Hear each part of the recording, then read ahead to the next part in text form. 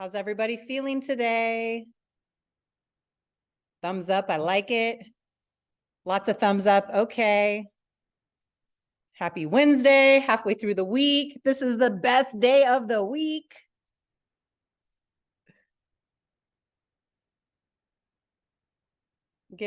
We'll usually start like right at about 5 minutes after. So we'll get started then. Anybody have any cool wins or accomplishments, milestones that they want to share? Come on now, let me hear Dr. Sharon, this is Karen Gilmano Hi, from Karen. Hunter's Heart Foundation. Hi, everybody. There you are. I'm like looking all over the screen for you. Okay, I see you now. Go ahead. First of all, I want to say I rewatched the tape from last week. It was totally amazing, but I had a back to school event, but it was amazing. So thank you for that. But since the time of maybe 2 weeks ago, I'm partnering with Children's Hospital and the Neurology MDA department. And we are hosting our second annual Hunter's Heart Duchenne Muscular Dystrophy Conference at Children's Hospital with the support of the medical team. So I'm truly excited about that. And I just want to share that. It's December the 2nd, and it's in Los Angeles. So thank you for allowing me to share. Yeah, that's fantastic. I love it. Thank you, Karen. Anybody else? What other kind of wins, accomplishments? What else we got going on in town? Well, for Future Wealthy Minorities, my organization, we had a meeting with Wells Fargo yesterday to potentially be a partner. So hopefully, I felt like it went well, but we'll see. And we also applied for the Get Butter Scholarship, the 10K. So good accomplishments. Good. Awesome. Oh my God. That's major. I can't wait. When's your meeting with them? The Wells Fargo? Yeah. Oh, I had it yesterday. You had it yesterday. Oh my God. I feel like it went well. Okay. Oh, I can't wait to hear the outcome of that. You have to keep us posted. Most Nicely definitely. done. That's what I love to see nonprofit founders doing. Connecting with your banks, connecting with your local stores, other business entities, putting yourself out there. You don't ask, you don't know. And that was mostly what we talked about last week. Miss Coleman, I see, let's see. We've got a comment in the chat. This is my first time here. I run a nonprofit on the road with Partner Cafe. We package outreach fairs, partnering with human and, oh, my Zoom thing's in the way. Social service providers. We won a grant from the Polyp Tribal Foundation. Oh my God. Are you up in Washington? Okay. I lived in Seattle for a while, so I recognize the name. Oh, there you go. Talk. From New York, kind of a West Coast transplant. I go home as often as I possibly can. I don't blame you. Very cool. Congratulations. That's a big deal. What was the grant for?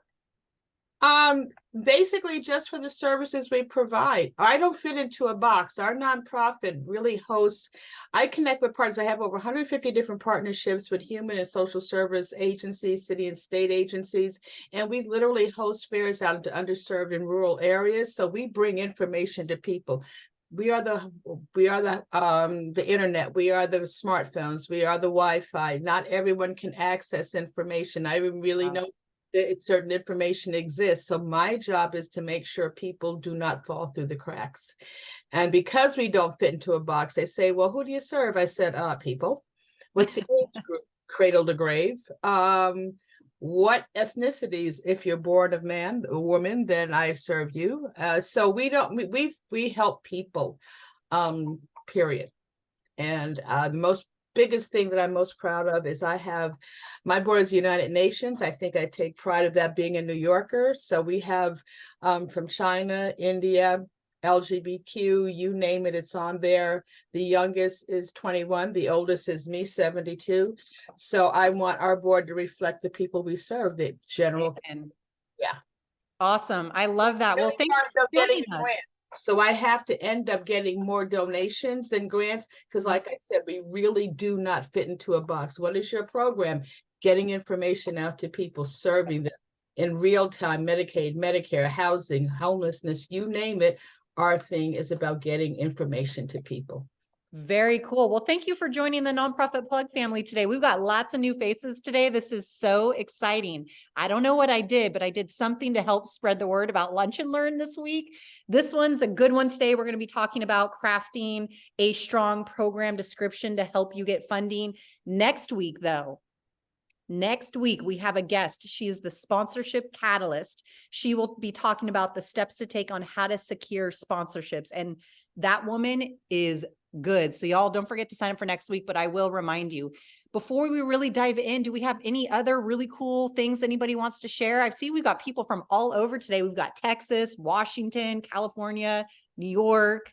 We got all sorts of places today. Anybody else want to share? Hi, I would like to share. Sure. Hi, how are you? I'm good. So, my name is Shakayla Johnson. I joined last week. I'm from an organization called Voices of Impact. We provide services to parents with disabilities and chronic debilitating conditions. Excuse me, my baby is in the background. This summer we just started a teen leadership academy for teens who have these types of parents so that they can advocate for their parents in healthcare settings and for public policy. And we just finished our 6-week Teen Leadership Academy program, and we hosted it at CII, the Children's Institute here in Watts. Oh, cool. Okay. And Miana will be joining us soon. She is my partner in crime for Voices of Impact. But yeah, that was our first cohort and we completed that. So that was a major accomplishment for us because it's been something that we've been talking about for a while, is having some type of leadership program for teenagers. I love that. That's awesome. Okay, cool. Well, thanks for joining us again. We got time for one more. Anybody else want to share any cool wins, any accomplishments? I just I'm gonna jump in really quick and just wanted to add that your audience is growing because this information is truly invaluable, and just wanted to thank you and kudos to you, right? Because that's your win for the week. And so I just wanted to give that to you and say thank you. Evelyn, I appreciate that. Thank you so much. We received that for sure. Amber and I, we look forward to Wednesday every single week. So much so we end up start adding in more for you guys, because we want to bring more and more and more to our nonprofit founders. So I really appreciate that comment and receive it, Evelyn. Thank you. Okay, well, let's get started. I will pull up, we've got a PowerPoint for today. So welcome to Wednesday Lunch and Learn with Shamber. For those of you that are new, Amber and I'm doing that because she's actually sitting right here across from me, but you guys don't know that, so the hand signals. But Amber is right over there. And we created Lunch and Learn because we just wanted to bring free resources to the community. A lot of you are clients, a lot of you are our colleagues, a lot of you are new people that we're meeting throughout the country that are nonprofit founders, managers, leaders. This is a critical hour for us every single week because there is so much to share. We can never, ever share enough.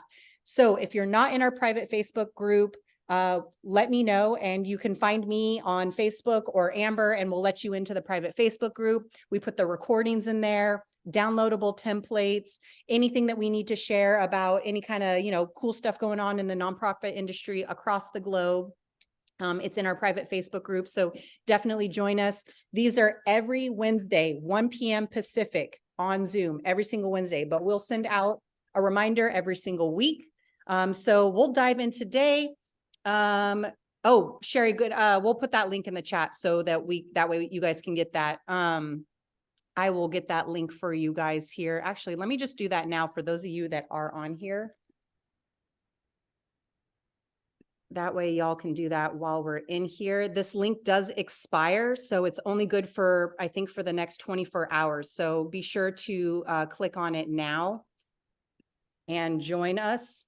So that's the link to our private Facebook group. We email out the recording to those that registered, but it's also going to be in there just to make life easy for people so you can access it super easy. So let's dive into today. As y'all that have been here for the past couple of months with us, we keep this very informal. We like to have discussions. So if there are questions, definitely just blurt out your question, ask us, interrupt us in the middle is totally fine. So you've got Amber and I both today. We're talking about crafting strong program descriptions for funding. So let me pull that up for you guys.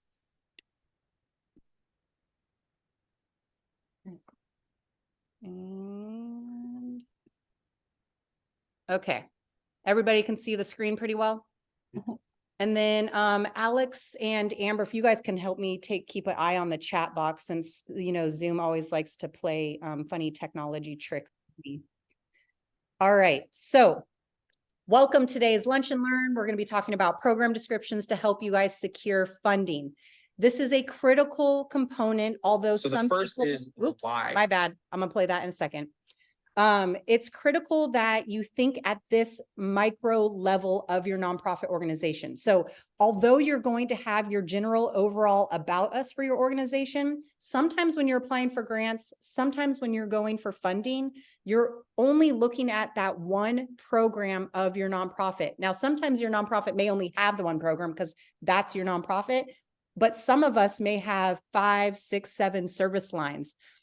It's important that you have a clear program description, because that's what the funder wants to see. And by funder, I mean donor, another foundation, a grant opportunity, a colleague, anybody that a volunteer program supporter, anybody that's going to be a part of your family or your movement at your organization is going to want to understand the clarity.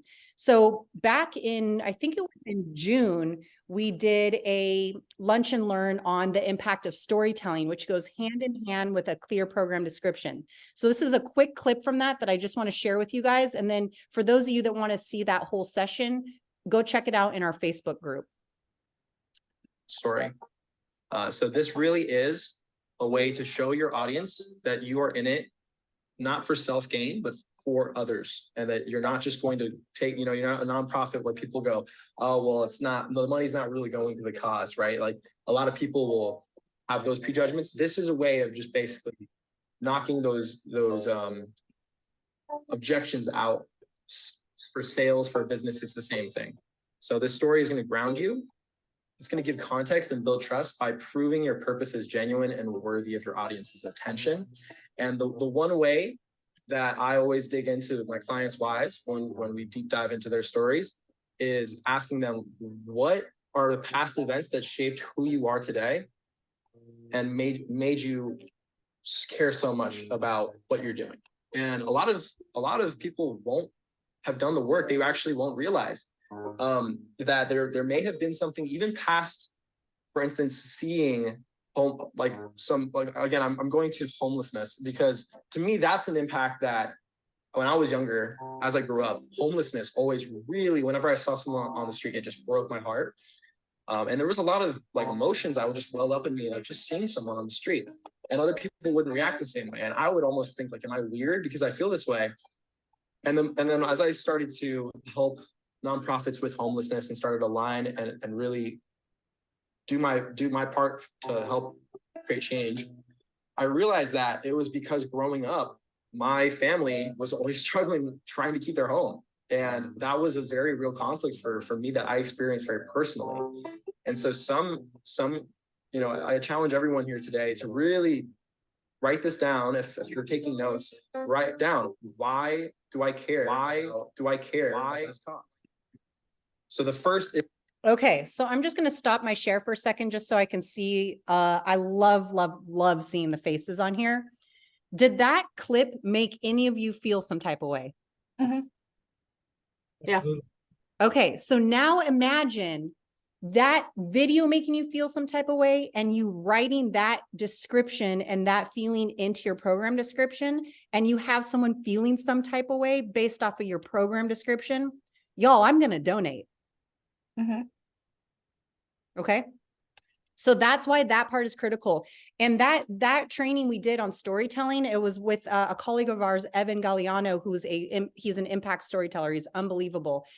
It's worth you guys going back to watch that, because all of these sessions, although they're individual, they kind of play into each other. And a lot of stuff we talk about is repetitive because different parts are impactful in different ways. So that storytelling is part of why your program description is going to make a difference. Okay. If any questions pop up, just ask them right away. Okay. So there are 12 steps in the importance of your program description and making it strong. So understanding your program, what you're going to want to do, and we're going to share this PowerPoint with you guys. So don't stress if you're trying to scramble writing it all down, even although I know when I was in school, I wrote down, listened to it, and rewatched stuff all the time. So critical, identify your purpose. Now I'm going to sound like a broken freaking record, but that's on purpose. Your program description is different than your overall narrative for your organization. So your nonprofit has an overall like about us, we call those narratives. Your program description is a description of a specific service line of your nonprofit. So let's say that, for example, you are, let me just pick on somebody. You know how I love to pick on people. Amber and I love doing that. Does anybody here have a nonprofit that has more than one program? Yes, I am muted. Evelyn. Okay, Yeah. Evelyn, tell us the mission of your nonprofit, and then I'll ask you about the program. The mission of the nonprofit is to serve women post-incarceration.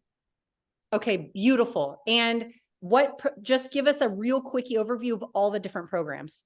So there's 3 programs. There is the ladies care packages, which is hygiene bags for the women in the halfway houses.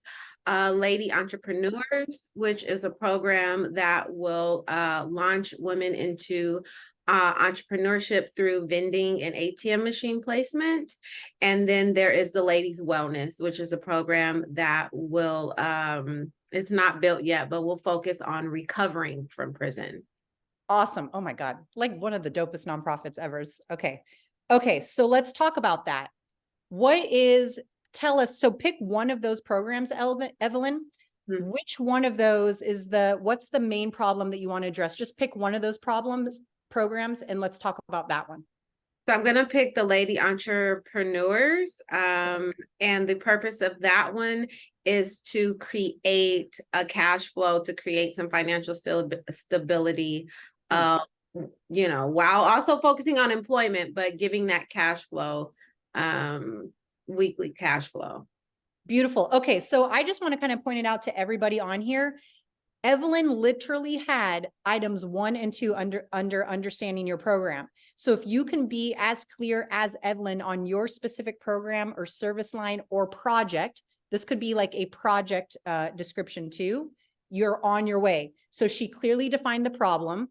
She stated the program's mission objectives, and then she specified her specific target demographic, which is women formerly incarcerated. It's very specific. And she could even go as specific as age if she wanted to, but I don't necessarily think I don't think you need to do that, Evelyn, for this one, because you're focusing on a great group. So this is perfect. Is everybody clear on understanding your program? That's step 1. Okay. And then I just want to remind folks, because I'm getting a couple of direct messages, if you want to join the private Facebook group, we put the link in the chat box. We'll copy paste it and we'll put it there again, but it is there. Karen, I think I saw you with a hand up. My screen's funky, so sometimes it pops on my screen and doesn't. That was an accident. I'm playing with buttons. So okay. That was when you asked the question earlier. Totally fine. Okay. Perfect. So step 1, understand your program, also known as project, also known as service line. Okay. Is that clear to everybody? Okay. So that's step 1. And remember, let me go back to step 1 again. Remember how specific Evelyn got? She said it's women formerly incarcerated. It's very specific. This isn't your overall narrative. This is your program, project, or service line description.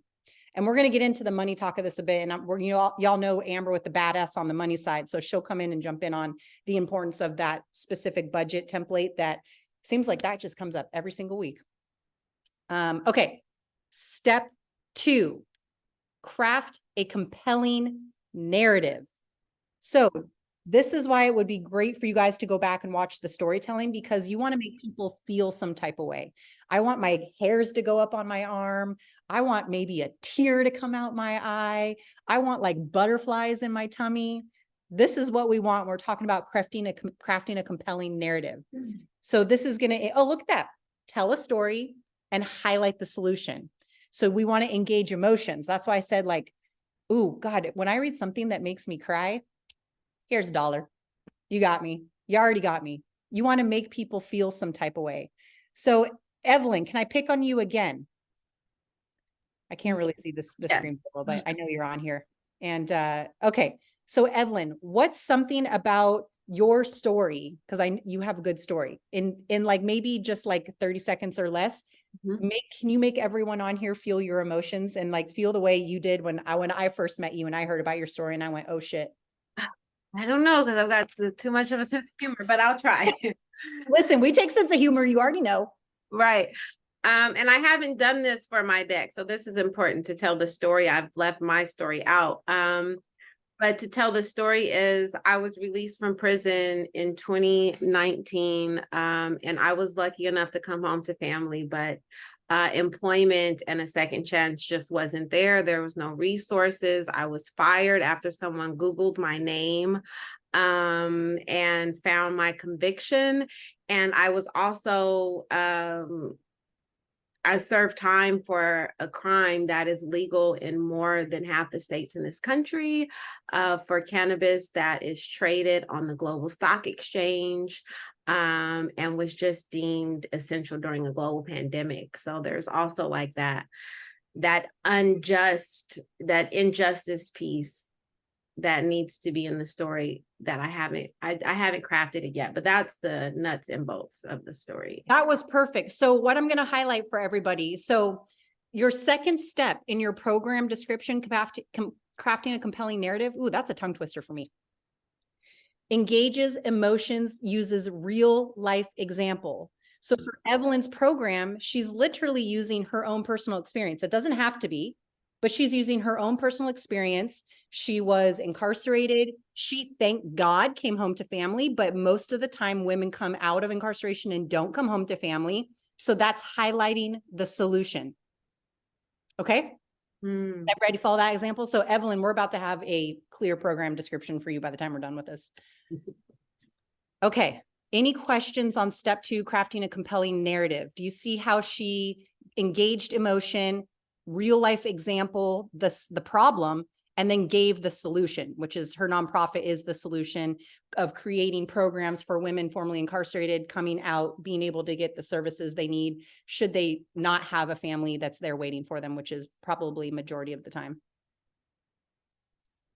I can't see the chat box, but if anybody has a question, just join in. Okay, cool. All right. Step 3. This is a topic we talk about every single week, and it applies here. Showcase impact and outcomes. Okay, Evelyn, I know you maybe I don't know if you've implemented your program yet, but have you worked with, if you have you worked with any women yet? I am not. I am going to be the first. I'm going to be the first constituent to go through the entrepreneurship program just to iron out all the kinks. Okay, perfect. So when Evelyn implements this program and she needs to demonstrate impact and outcomes, she's at a beautiful position because she hasn't implemented this program yet. She gets to start from day one collecting data, which a lot of times nonprofits don't collect data in the beginning. So what Evelyn's going to do is she's going to create a Google form or of the like, or a Jot form or something, so that she can track data for the impact of her program. Pre and post data is going to be critical, especially objective data for hers, because a lot of the data is also going to be that feel good. So Evelyn, what I would suggest to you to showcase impact and outcomes is have a Google form, a pre and a post survey. How are you feeling today? But, people before they're starting the program, and then in 3 months and in 6 months, maybe ask them again, so that way you can capture data, because clearly we want to show that your program, when women who are formerly incarcerated come out of prison and they don't have a family to go to, or maybe they do, but there's a resource that they didn't need, your nonprofit solved that solution. So you need to be able to collect their first and last name, their date of birth, their race, their gender, their maybe financial situation, or did they come out to a family or not? These are all the things that demonstrate the impact and outcomes of your program. Go ahead. So Sharon, I just want to hold on. Sorry, guys. I get emotional about this stuff. So in our Facebook group, and I'm gonna just say we're doing this. Yep. For instance, Evelyn, we can do this exercise together during the week in the Facebook group. Okay. So we can help you create the Google form, put the parameters around, etc.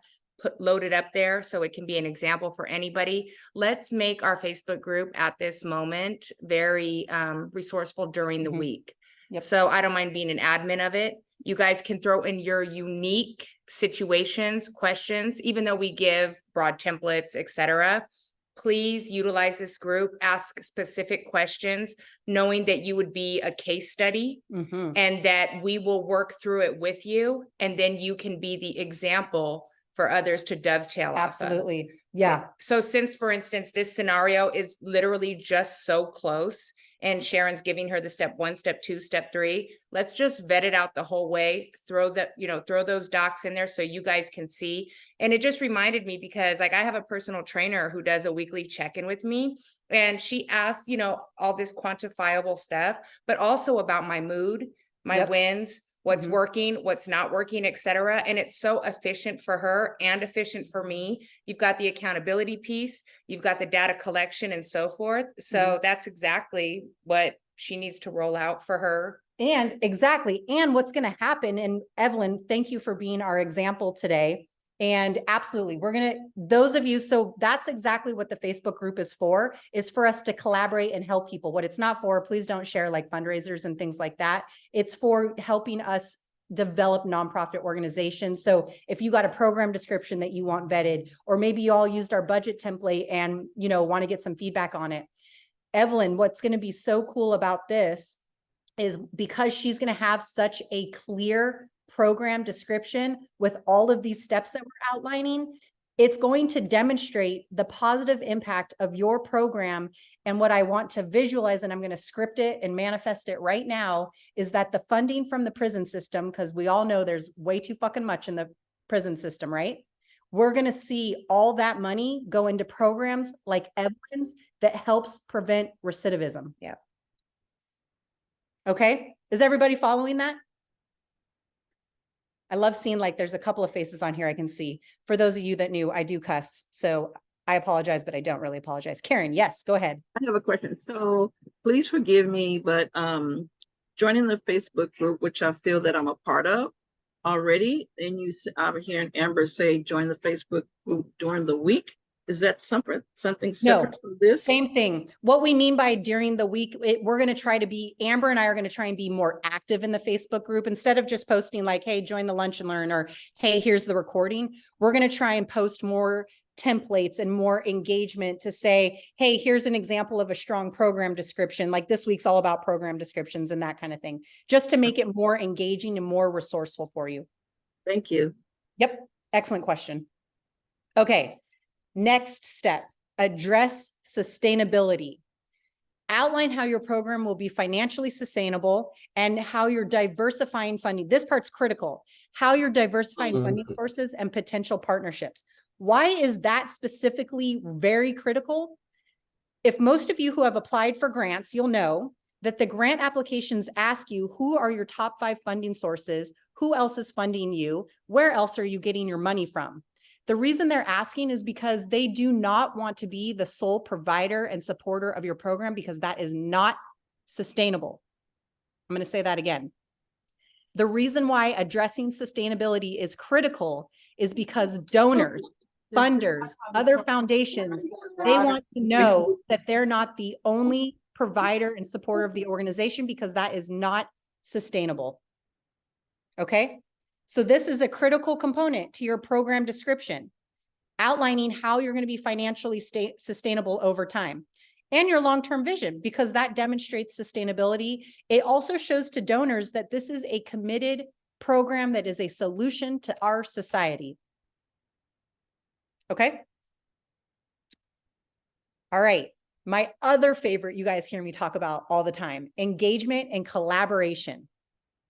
So when you're applying for grants and more sophisticated donors, they want to see who else are you collaborating with to make your program that much stronger. Okay. Oh, and Barry, I see that you have a question. I'm going to get to that in 2 seconds, as soon as I finish this little topic right here. So a lot of times grants will award, more times often than not, a grant to you when you demonstrate partnership, collaboration, working with other groups. I think I said it last week, but I'm not really sure. I said that when you are a nonprofit organization, and especially as an early stage nonprofit, you don't have the ability to provide the whole world to somebody. But why do that if you're not an expert in that area? So if you're an organization that has maybe an after school program for kids, you're not a mental health organization. So you collaborate and partner with someone who is a mental health provider or has mental health programming, and they come in and can provide those mental health services. Not only does it save you from having to be a jack of all trades, because we all know that's just not going to work, but it saves you money because that nonprofit can come in and provide that program. And then it demonstrates partnerships and collaboration. Let me pull that, Barry. Let me just read your question again. Or Barry, if you want, you want to ask that question and give me some context? Well, you say they all want to look for, who else is supporting you financially. How do you get that first person in there so you have somebody to point to? I mean, somebody's got to go first. Yeah, for sure. Right. So a lot of times it's going to be in your ability to cultivate that relationship with people. And so it's going to take you not the first time making that phone call or that, going out to tea or coffee or something like that, but really understanding who are these volunteers and these people that want to be a part of your organization, going to your local bank, like Tatiana gave us earlier from Future Wealthy Minorities. She went and set up an appointment with her bank and ended up having these conversations that were more in depth. Okay. Oh, well, I don't just bank here. Like, is there a way that maybe you guys at Wells Fargo could be more involved in our organization? And it's a matter of cultivating that and just continuing to build these people up and inviting them to be a part of your family. And you'll get that first person that does that. It could be like a Smart and Final grant. You can do some stuff like that depending on what state you're in. Smart and Final has really easy online applications, but it's really going to be critical in your donor cultivation. What nonprofit are you with? We're worldwide in scope. That's the issue for us. Okay, tell me about your nonprofit.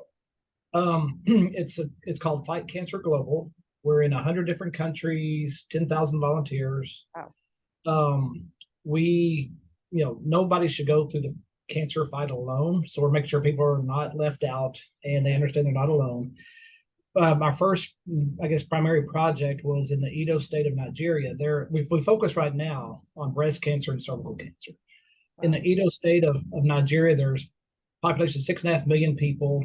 There's one oncologist and one mammography machine. That's it. So we're trying to bring resources, education, technology, equipment, physicians, everybody else to join in to help fight this. And we just had our first shipment of products, medical products we just shipped over there. And we have a good video of that. I think it's on our website now about them receiving all the medical supplies that we had shipped over there from Fight Cancer Global. But we have the difficulty part of, I'm in Houston, Texas. So trying to raise money for my cohorts, I'm a volunteer. I'm the president of the company, of the not-for-profit, but I'm a volunteer. So I'm not a paid position. But trying to get people to invest in something that is global in scope. We do have a domestic, focus as well, but our first projects are right, like I said, in Nigeria. So it's like, cancer, strikes everybody. I mean, you probably know of 1, 2, 3, 4 people, if not yourself. Myself, I know several have died, family members, friends. So it impacts everybody in one way or another. So it resonates with everybody, but it's been a challenge because I'm pretty new to the organization with about a year now, I guess. And just president for like 6 months. So I'm just trying to balance this and try to manage expectations among the CEO and the other board members, what we need to do to attract these type of donors. Sure. So what has been the primary sources of funding now? Like, how did you guys purchase the equipment that you shipped? Or is that from donor funding? Yes, we have developed some partnerships with some equipment providers, but we actually purchased the equipment for a reduced rate and shipped it over. So what I would now Having suggest ones do, and twosies from individual donors that donate $10 here, 500 Right. there. So it's Right. been fun diming, and I'm trying to bring some. I'm an investment guy by training, so I'm trying to bring some more sophistication and going after the big dollars, corporate dollars, grant dollars, that kind of stuff to bring some more structure to the fundraising process. okay, make sure you're at next week's Lunch and Learn. It's on sponsorships and how to secure sponsorships. I heard This'll that. be a I've good already one. written it down. Yeah. Yes. That's going to be a good one for you. And that's really what's critical about getting your first person. Now you've already had donors and stuff. So what I would suggest you do is go to your donor database, sort it by the highest highest amount donated down. And then you go back and you start calling those people. And anybody that's $5,000 and above is a primary source of funding. For example, in a grant application, when they ask who are your top 5 sources, it's really going to be $5,000 and above. And then it's cultivating that relationship. And that's how you'll keep going. And then what I would do to help get other people, because like you said, how do you get your first one? People want to donate to something that other people have already donated to. No one wants to be the first person. So I would ask those top donors and those top partners that you have, can I share publicly at your support for the organization? And that usually encourages other people to donate too, because then other people are like, oh my God, somebody's donating to this. I want to be a part of it too. Very cool organization. I am so impressed. I always like every single week, even though I know a lot of the individuals on here and I always love new faces. I love knowing what people are doing with their nonprofits because they're like the range of what people are doing is unbelievable. It's so freaking cool. Okay. I got to get through all these steps, you guys. I'm sorry. I get distracted because the shit that y'all do is just so cool. Okay. Next step, call to action. Your program description should have a very clear ask. Does your program, not your organization, does this program cost $5,000 to implement, $25,000 to implement? If you're an organization that's providing furniture to formerly housed veterans, do you need 10 beds? Do you need 50 beds? How much do each of those beds cost? You have to be that specific. Barry, with yours, for example, I'm just going to pick on you because you just talked. If you're sending equipment over to Nigeria for, cancer prevention and screening, your ask is, I don't even know how much the equipment costs, but I'm just going to make some numbers up. I need $50,000 to pay for this breast examination piece of machine to go to Nigeria. That is your specific ask. We give a specific menu of what all this pays for. Yes. Great. And I love menus. That's a good one. I love menus, especially on if those of you who use GiveButter or other donor management platforms, and in the amount you can put something that's associated with it, like $10 will cover a backpack. $20 will cover a backpack and supplies. People. The card is in the backyard. Okay. Next one. Oh, look at that. Okay. So let me go back through these, you guys, so we can remind you, so that way I can open this up for questions. So these are your 12 steps to writing a strong program description to secure your nonprofit funding. Identify your purpose. Define your target beneficiaries. Tell that story. Make me feel some type of way. Highlight a solution. Quantify your results. So you need to show your impact and your outcome. Demonstrate sustainability. Long-term vision, that's all part of sustainability. Engage your stakeholders, your partnerships and collaborations, your clear request for support. I need XYZ to do XYZ. And then, of course, be sure you include your contact information. I know that sounds silly, but how are people supposed to donate to you if they don't have, you got to make it so easy for donors and funders and foundations. Think about, Amber and I talk about this all the time when we're creating content and how to make things clear. Studies show, and I can't quote the study right now, but I'm gonna quote Amber because she's qualified to be quotable. It needs to be at a 3rd grade level. And I know people have heard that before, and I can't specifically say the study that, but we read that all the time, and Amber and I talk about it. It has to be at a 3rd grade level. They say that when it's at a 3rd grade level, 50% more open and respond and engage. Did you guys, can you guys hear her? No, cannot. Say that one more time. So when it's rewritten at a 3rd grade level, Statistics show that, if it's an email blast or what have you, a newsletter, et cetera, that 50% more individuals respond or engage. So it's a crazy jump. So take what you have written, and then there are filters online that you can put it to a 3rd grade level, and then do a split test yourself, and then circle back with us. It's wild. And it's kind of hard to I was kind of surprised, it's kind of hard to get down to a 3rd grade level because we're all so advanced. But you can even use what I love to do when I used to be an executive director for a youth development program. And it was for 4th and 5th graders, but I needed the 3rd grade level, right? So I would write program descriptions, and I would write policies, and I would write instructions, and I would go to my 3rd grade class. I would say, hey, can you guys read this and tell me what you think about it? If they understood, okay, we knew where they were good. If they didn't, then I was like, uh-oh, got to rewrite it. Well, and then the other trick too that we do a lot, which has been kind of powerful, saves a lot of time for both of us, is using a lot of visuals. I'm big on visuals, colors, side by side analyses and what have you. And so if you look at any of, what Sharon produces and on some of our offers or what have you, the visuals, the graphs, the side by sides, because it captures more than one of your senses. Yeah. And that's why I was saying to you guys, I love to read it. I love to hear it. I love to see it. If I can feel it, I'm going to try and feel it too. I mean, you're going to slap that buy button. Yeah, that's exactly right. Okay. So let's go back to this list. Any of these, do you guys have questions on? Do you want us to go over a section of these again? Does anybody have a nonprofit they want to see if they've got a good program description, and we'll give you some guidance on it? Yes, I wanted to ask a question about the quantify results part. Absolutely. Hi, Miana. Don't forget, tell us your name and where you're from. Hi, my name is Miana, and I am with the nonprofit organization in Watts called Voices of Impact. We service the children of disabled parents. So I wanted some more, if you can go into depth about quantifying results, because we did a program my sister was just telling you about in the beginning. And now we're in the data collection part of it, and we have so much stuff scattered everywhere. So we want to figure out what is the most effective and efficient way to consolidate those results in a way that's not overwhelming to put in a program description. Because I understand that this is something that's really supposed to be a small little blurb.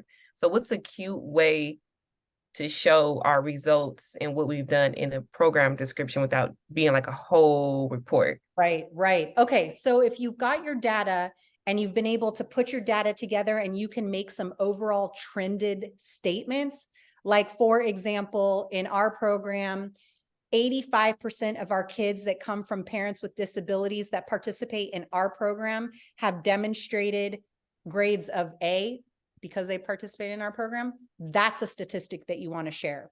You don't want to do negative statistics, but you also want to show that you're solving a very significant problem, which children, and I'm just making statements. None of my statements are validated just because I don't know your data. I'm assuming that children who come from families with parents that are disabled have some other significant challenges because they may not be getting the support from parents that maybe other families are getting. So maybe their grades are down, nobody's checking their homework. I don't know what kind of nutrition they're getting at home. I'm totally I'm just making stuff up. I don't know what it actually is. And so you want to be able to make those 2 to 3 positive statements that demonstrates your impact. So are you able to say overall, what does your program do? Yeah. The specific program. So we teach teenagers who have parents with disabilities how to advocate for their parents in healthcare settings. And we incorporate different elements to help them, like mental health services. So we do weekly yoga with them. We also help them do mini projects to simulate what it would be like in a doctor's office, speaking up for their parents, and just overall teach them how to be confident. So we kind of build them up to be advocates for their parents and themselves. And we have surveys that we've done in the beginning, and we collected them at the end of our program. So we're just trying to figure out how to, tie it in and make it look pretty. Hours of my time to So, mine through her data. so what we'll offer to you from the nonprofit plug and the strategy specialist is we'll donate 3 hours to you to help you correlate and go through your data to make a couple of general statements so that you can put that into your program description. I can only imagine that if you are teaching teenagers how to advocate for their parents in the healthcare setting, I already know what I had to do for myself to advocate in healthcare for what I needed. So to have those kids be able to advocate, and this could also go for parents that are non-English speakers, if you're here in the United States, if your teenager is taught how to advocate for you in a health setting, their family relationship at home is probably significantly stronger. Kids are doing better in school, the nutrition at home, the family environment is probably positive and healthy. I wonder too, if maybe there's a family you've worked with that had a lot of like communication issues, maybe a lot of fighting, and with your implementation of your program and teaching them those communication skills and advocacy, they probably don't have those issues anymore. That's the kind of statement that you need to be able to make. And Amber and I will go through your data with you and sit down with you and put that together. Does that sound cool? Yeah, that sounds great. Thank you so much. We actually, since we're in Watts, there's a lot of Spanish speaking parents. So their children usually have to speak up for them, translate what the doctor even said, and break those barriers between like the mistrust between the healthcare settings and people of color. So it's a lot that we do and help them with, but thank you. I'm really grateful. Yeah, that's the kind of stuff we love to do. And plus it's going to just be really cool to see your data, and I'm nosy. So Miana, reach out to me. I know you're on Facebook with me, but reach out to me and send us a message to remind us so we can do that with you guys. Okay, sounds good. Yeah, cool program. This is why I love these lunch and learns. Like to learn about all the different nonprofits and all the shit that you guys do is so cool. And Felicia, I see your comment. Yes. So everything to every single lunch and learn is always recorded. We share the PowerPoint, the recording, everything goes into the private Facebook group and it gets emailed out to those registered. What other questions do you guys have? Of course. What other questions that you guys have? I'll pull up the PowerPoint again so you guys can see that 12-step guide. So identifying your purpose, define your target beneficiaries. Miana did that really well. Her target is teenagers from families with parents with disabilities. Very specific. Evelyn's was formerly incarcerated women. What else we got out there? I got a question. Sure. What's the difference between mission and a vision? That's a good one. So mission is typically your overall service of what your nonprofit is doing for the community. The vision is where you're hoping to see the organization go. So your mission statement describes, I'm going to use you, Felicia, because you brought it up. So Uncle Dave's Housing. Everyone, this is Felicia. She's the executive director of Uncle Dave's Housing. They're an interim housing for homeless in Los Angeles. She has several properties that provides housing to get people off the street and in homelessness. So her overall mission can be as general as to end homelessness. Now her vision is going to be more specific in Los Angeles for families. By 2024, we want to have 50% reduction in homelessness. Those are more so your vision. Vision is more visionary. Anything you want to add to that one? Well, so you're talking visions about how we see Uncle Dave's in the future. And thank you for the plug. You're good at plugging. Say that one more time. It cut out. Vision is so how we see Uncle Dave's Housing in the future and what we plan, what our goals are in the future, and missions, what we do right now. Correct. Well, mission's not only just what you do right now, it's sort of the overall goal of the organization. It's your general statement of, so when people read your mission statement, they're like, oh, okay, now we know what Uncle Dave's Housing does. Or we know, each of these nonprofits, we have a clear understanding of the overall mission or goal of the organization, the topic, the theme. Vision gets more specific and gets more like program objective and goals.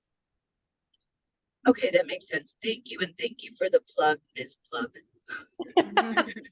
You are so welcome. If anyone is looking to get more information on interim housing and focusing on ending homelessness, that is your person for that. She's fantastic for it. What other questions do we have? Who else is creating their program descriptions or wants more clarity on if their program description? 641-750-2500. Okay, we love numbers too. Anybody else? Yes, Larry, absolutely. We will share these PowerPoint slides for sure. And I'll put them in the private Facebook group also. I have one quick question. So, would you need program descriptions for webinars or a podcast? So for example, for my organization, one of the things that I want to do since I want to create like a video podcast to where, since I'm talking about minorities, like for example, I bring on a real estate agent and talk about how to buy a house in California as a minority to kind of get that financial literacy part, and just bring in someone each week. Would I need a program description for that, or would that be something different? I would absolutely have a program description for that. And I maybe wouldn't necessarily call it a program description, but it's kind of just like a description of like what the topic, you know? So like for these webinars every single week, excuse me, guys, I got a tickle in my throat. We usually put like maybe 2-3 sentences about what it is, just so that you know, you kind of have an idea of what's going to happen. And for your podcast and for your webinars, I kind of want to know, like in general, I would want to be able to read a little tiny narrative or a little paragraph or something about what it is that you're about to do, just so I know what I'm getting myself into. And then too, anything that you're producing, right? You just have to have it in the back of your mind that it's part of your branding and it's part of your PR.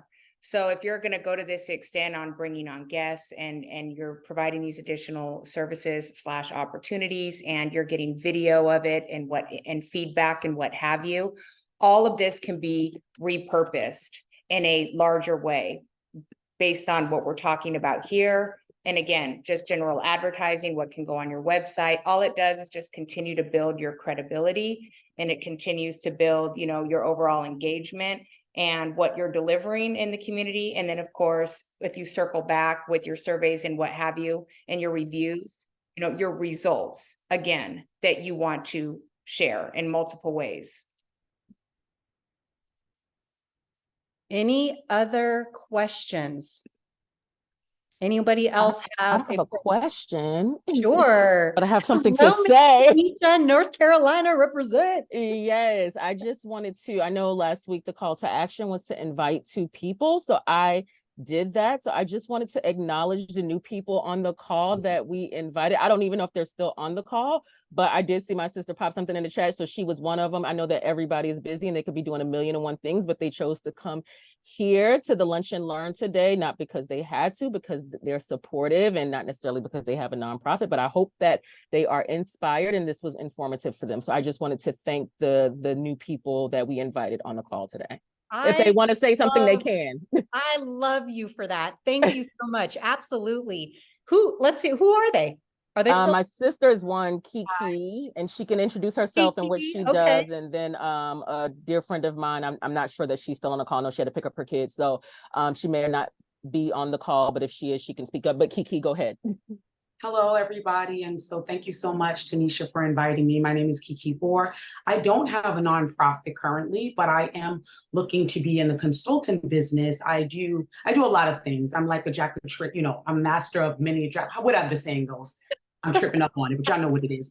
And so while I'm really happy that she invited me, because as I'm sitting here listening to all the wonderful things that everyone is doing and the services that they're providing and the needs that are being met in the community, I'm inspired, because it's like, ooh, I think I do have a nonprofit in me. I at least know that I have several, and I am very much about community and bridging gaps and stuff. So I'm just happy and honored to be here and to listen and learn. So thank you so much for having me. Thank you. I receive all of that. Is wonderful. And Tanisha, way to follow the assignment. We did last week. We said bring 2 friends, and that's a call to action this week too. Next week, I want everybody to bring 2 friends with them. This information needs to be shared with every nonprofit founder, leader, manager, program manager, anyone who has a vision or a passion to serve the community. This is free resources. We want to continue to build our family, because the more people we have on here, the more experiences we get to share, the more best practices we get to share, the more conversations we get to share on how can we all collaborate and provide healing to our community in whatever way that looks, through animals, through mental health, through youth programs, through gymnastics, through dance, through art, through interim housing. It's all of these different things, veteran specific programs. We have a couple of veteran service organizations on here. It's all these different opportunities. And also each week we will be giving away different things. So last week we were able to contribute 2 round trip flights to Connecting Flights Foundation. We donated 2 round trip flights to them. Really cool nonprofit organization that helps minorities and underserved communities get out of their neighborhood and go explore the world.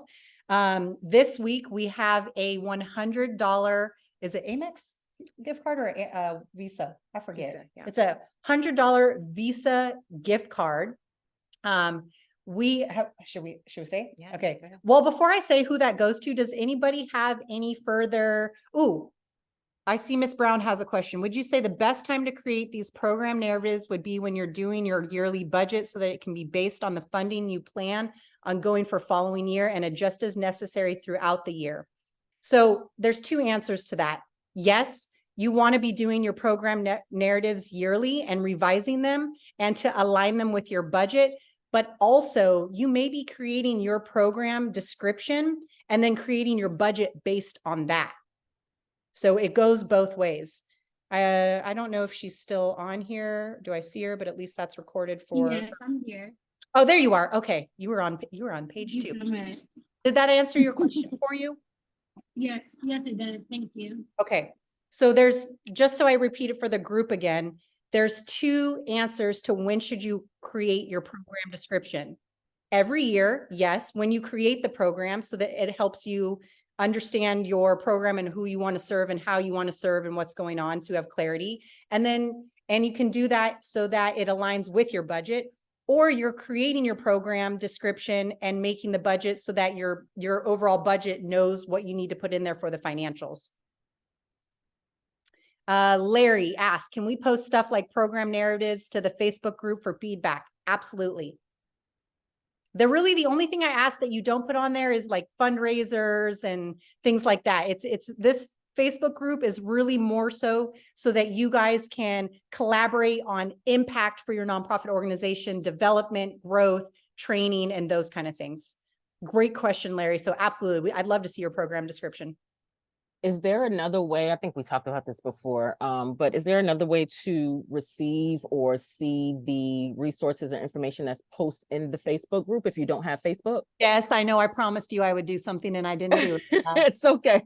Yes, we do have a membership program, and on our website is a membership portal. If you do not have Facebook, please reach out to the nonprofit plug and we will give you a different solution, because you don't need to create Facebook just for Amber and I. Believe me, we wouldn't be on Facebook if we didn't have to be either. So Tanisha, I'm sorry, could you text me and I'll do it in there. But also our recordings are on our YouTube channel. So you can go to the Nonprofit Plug YouTube channel and go watch this, every single recording's on there. And on all of the emails, the links are at the bottom of the emails. So the Facebook icon, the YouTube icon, etc., all there. I love it. Yeah. Okay, y'all. So we have a $100 Visa gift card donation to Miss Evelyn LaChapelle. Here is why Evelyn is getting this donation. And it's so funny. I didn't even pick on you today because of this. You're getting this donation because we want to reward those of you who are engaging, who are vulnerable, who share your story, who share about your nonprofit, who use the trainings from our courses and go out and they implement them, and then they come back and they share about it. Evelyn, this is why we selected you and your nonprofit organization. It's okay. We don't care what your hair looks like, but it's okay. Thank you so much. I really appreciate you guys. I just look crazy, but thank you so much. That's okay.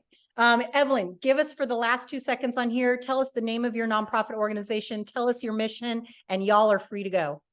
Yes, it's ladieslovingandliving.org. You can find us, and our mission really is to serve women post-incarceration. Awesome. I love it. Such a cool organization. Thank you for being our guinea pig today and sharing and being vulnerable and implementing the tips, tricks, and techniques that we have for you guys. So that is today's Lunch and Learn. Next week, sponsorships, how to get sponsorships. Be sure to register, invite 2 friends or 4. I guess that's 4. Yeah. And we will have another donation or contribution or something for next week. So please participate, join our Facebook group. Let us know if there's topics you want to hear more about, and we will absolutely create some Lunch and Learns on topics that you guys specifically want. Y'all have a good rest of the week. Chamber. Thank you. Thank you so much. Thank you. For Thank joining you so us. much, you guys. Thanks, Thank you for everybody. doing this. Thank you for doing this so much. Absolutely. Thank you for joining us, Michelle. Thanks, Sharon and Amber. You guys are wonderful.